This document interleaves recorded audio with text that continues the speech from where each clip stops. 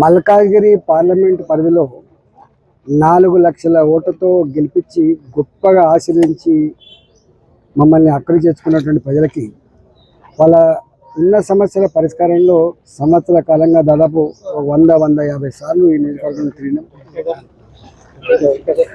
Especially ఎన్నికల ముందు ఆనాడు పార్కులలో వాకర్స్తో ఇంటరాక్ట్ అయ్యింది. వారు ఒకటే చెప్పిండ్రు, ఎన్నికల ముందు వస్తారు, మాటలు చెప్తారు, కానీ ఎన్నికల తర్వాత కనబడనటువంటి ఒక భావన అయితే ఉందో దాన్ని తిరిగి రాయాలి, ప్రజలకు ఒక విశ్వాసం కలిగించాలనేటువంటి సంకల్పంలో నేను ఈ 100 రోజులు తిరగడమే కాకుండా అన్ని ఈ పార్లమెంటు పరిధిలో ఉన్నటువంటి అన్ని పార్కుల ఉన్నటువంటి వాకర్స్ తోటి ఇంటరాక్ట్ అవుతున్నాం. ఏ సమస్యలు అయితే ఉన్నాయో ఆ సమస్యల పరిష్కారం కోసం మా వంతుగా ప్రయత్నం చేస్తూ ఉన్నాం. ఇవాళ ప్రభుత్వాలు ఎవరు అధికారంలో ఉన్నా ఒకనాడు కాంగ్రెస్ పార్టీ ఉండొచ్చు, ఇంకొకనాడు బీఆర్ఎస్ పార్టీ ఉండొచ్చు, రేపు బీజేపీ రావచ్చు. ఎవరు అధికారంలో ఉన్నా ప్రజలు బాధపడుతున్న సమస్యలు ఏవైతే ఉన్నాయో అర్థం చేసుకొని అక్కడ ఏ పార్టీ కార్పొరేటర్ గెలిచిండు, ఏ పార్టీ ఎమ్మెల్యే గెలిచిండు, ఏ పార్టీ ఎంపీ గెలిచినటువంటి సంకుచితమైన పద్ధతి బంద్ చేసి ఏ విశ్వనగరాన్ని అయితే మనం ప్రపంచ చిత్రపటం మీద ఊహించుకుంటా ఉన్నాము ఆ విశ్వనగరంలో మోరీల సమస్య కావచ్చు, రోడ్ల సమస్య కావచ్చు, ఇవాళ దొంగతనాల సమస్య కావచ్చు, ఇంకా అనేక రకాల సమస్యలు ఆ సమస్యల పరిష్కారంలో నా వంతుగా ప్రయత్నం చేస్తున్నా. ప్రభుత్వం కూడా దృష్టి పెట్టి 1,10,000 జనాభా, 40 లక్షల జనాభా ఫ్లోటింగ్ పాపులేషన్ ఉన్నటువంటి ఈ విశ్వనగరంలో ఇవాళ ప్రభుత్వం అనుకున్న స్థాయిలో దృష్టి పెట్టట్లేదు, అనుకున్న స్థాయిలో సమస్యలు పరిష్కరిస్తలేదు. కాబట్టి వీటిని ఇప్పటికే ధర్నాల రూపంలో, ఇప్పటికే దరఖాస్తు రూపంలో కొన్ని చేయగలిగినాం. రేపు ప్రభుత్వం పరిష్కరించాలని చెప్పి కోరుకుంటున్నాం.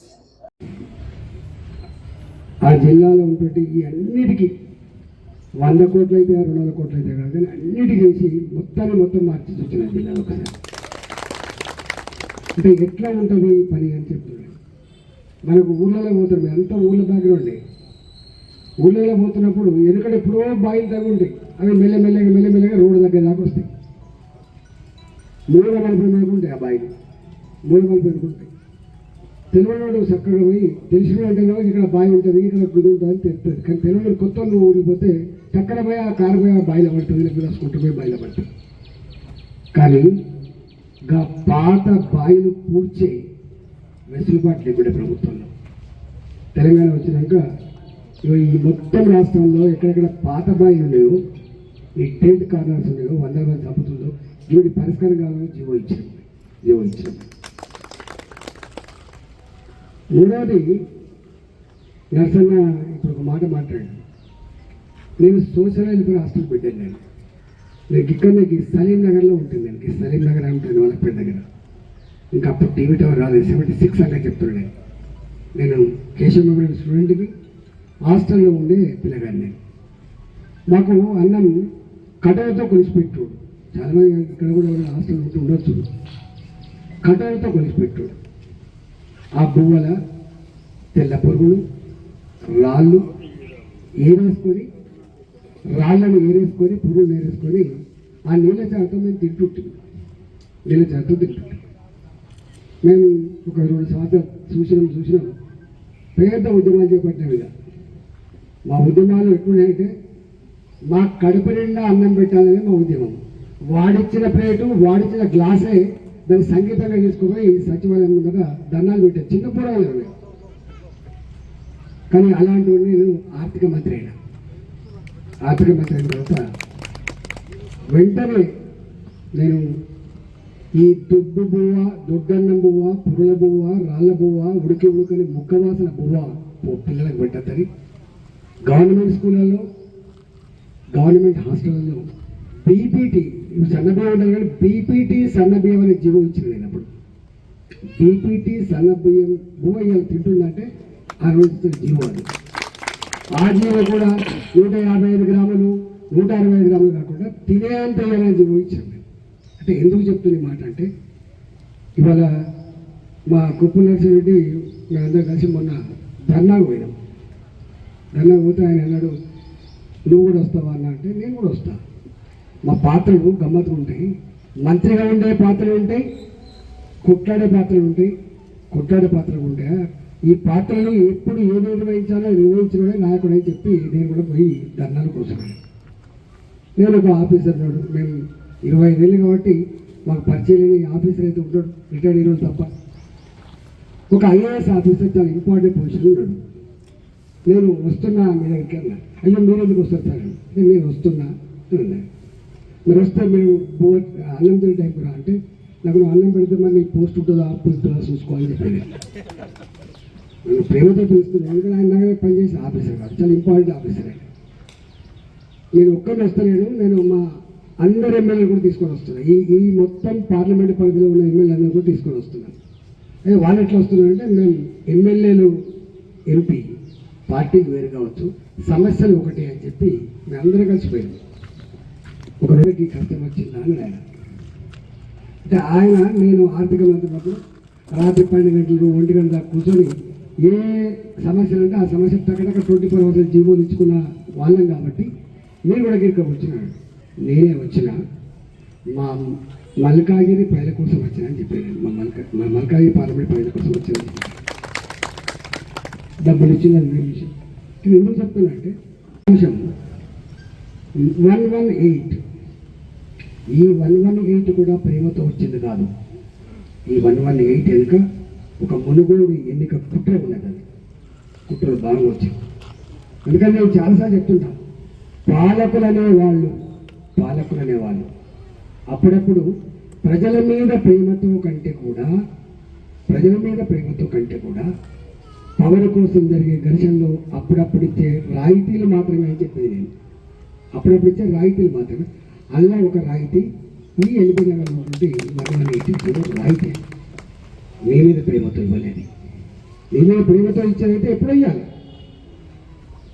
కొన్ని చెప్తే అసలు ఇప్పుడు గొడవదు, ఎండగొడుతుంది కాబట్టి నేను ఉపన్యాసం లేదు. కానీ నేను ఒకటే మీకు విజ్ఞప్తి చేస్తున్నా. నాకు తెలిసి మొన్న ఇక్కడే నరసాల 20-30 కాలనీలు ఉంటాయి, 100 ఉన్నాయి. నాకు తెలిసి ఇక్కడ నేను ఒక 100 సార్లు వచ్చిపోవచ్చు. నేను ఒకటే మామూలు చెప్పిన, నేను వచ్చినప్పుడల్లా మీకు చెప్పాలంటే కష్టమవుతుంది, నేను వస్తా పోతుంటే ఎందుకంటే నా ఇల్లు లాంటిది కదా అని చెప్పి ఈ ఎల్బీ నగర్కి ఒక 100 సార్లు వచ్చిపోవచ్చు. కానీ ఏంటంటే నేను అదృష్టవంతుడు. ఇక్కడున్నంత గొప్ప లీడర్షిప్, ఇక్కడున్నంత చైతన్యం అంటే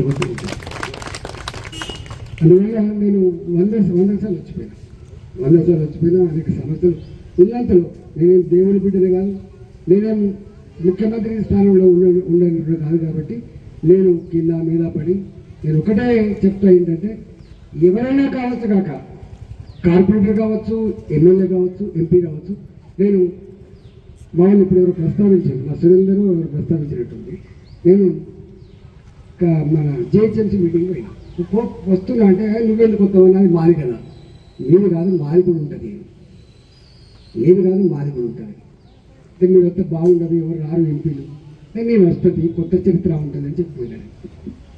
నేను మైక్ ఏమన్నా నేను ఒక 20 నిమిషాలు మాట్లాడినా.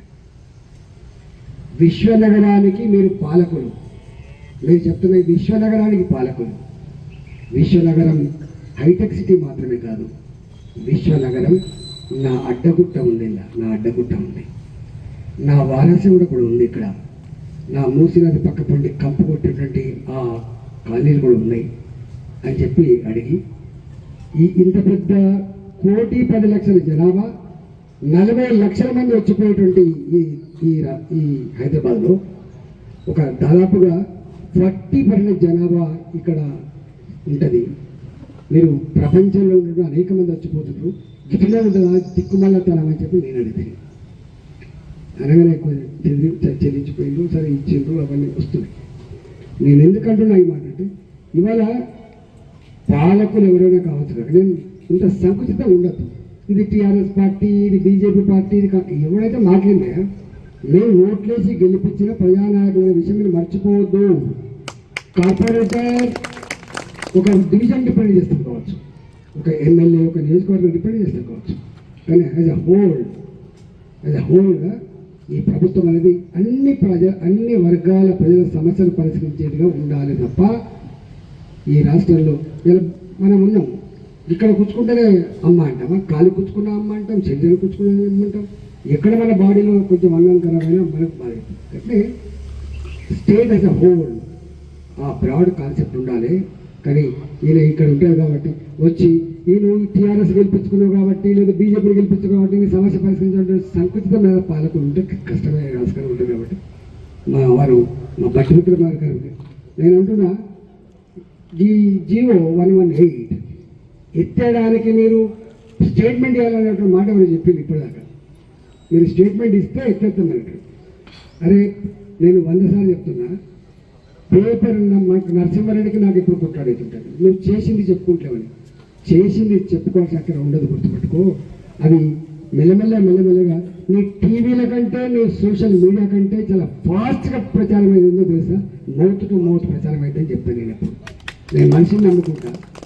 వాళ్ళేమో తొందరగా తెలుస్తుంది కావచ్చు, నాకు కొంచెం లేటుగా తెలుస్తుంది కావచ్చు, కానీ లేటుగా తెలిసిన ప్రజల హృదయాల్లో చిరస్థాయిగా ఉండేది, చిరస్థాయిగా ఉంటుంది. ఇప్పుడు మా గద్దెలో నా పాట రాసిన నేను 2021 పోటీ చేస్తే ఒక గోడ మీద రాయనీయలే నా పేరు, ఓ ఫ్లెక్సీ పెట్టనీయలే, ఓ ఓటింగ్ లేదు. చివరికి కరెంటు